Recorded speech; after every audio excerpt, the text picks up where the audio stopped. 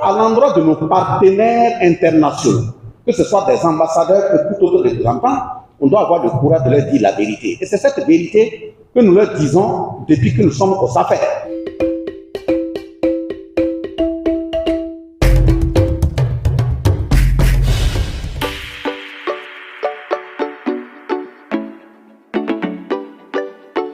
Quand on quitte les frontières du Burkina, ceux qui nous regardent, qui nous écoutent à travers des antennes, on a l'impression que dès lors que vous rentrez dans nos villes, ce sont des cadavres que vous côtoyez à longueur de journée.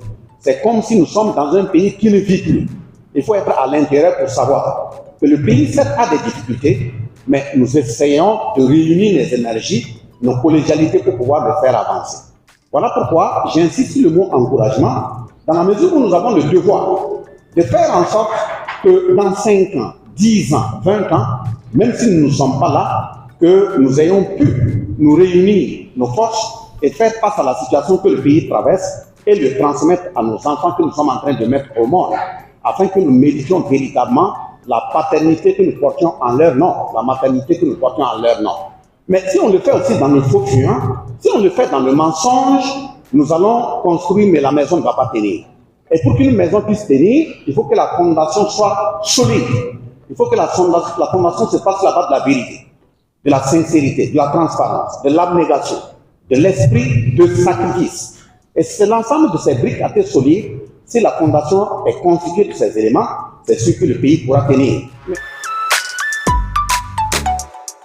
La situation nationale dans laquelle nous sommes aujourd'hui, si on n'a pas le courage de la regarder en face et de nous-mêmes nous mirer et nous poser des questions sur nos différentes responsabilités, nous n'allons pas pouvoir nous en sortir. Voilà pourquoi nous avons l'habitude de dire que la crise profonde que traverse notre pays n'est rien d'autre que l'ensemble des conséquences de nos errements.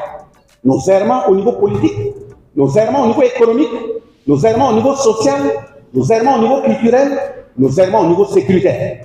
Dès lors qu'on manque le courage de se dire cette vérité, c'est sûr qu'on va donner l'impression que nous allons nous entendre, mais on va se chatouiller, nous allons rire nous-mêmes. Dans 5 ans, dans 10 ans, nous allons nous retrouver dans cette même situation.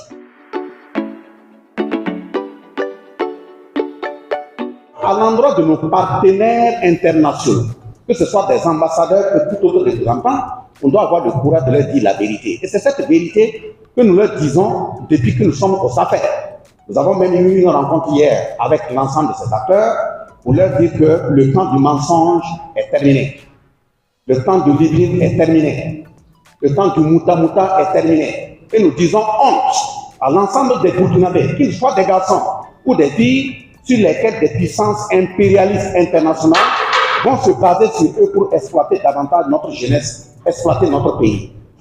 On a eu des dirigeants qui ont plus apprécié l'argent que l'être humain, qui ont pris cet argent qui nous ont envoyé dans ce décor. Quand vous envoyez un enfant du CP1 jusqu'au CM2 sans redoublement, ça veut dire que vous arrivez à lui faire comprendre que même dans la paresse, on peut progresser. Même dans la médiocrité, on peut progresser. Même dans le mensonge, on peut progresser.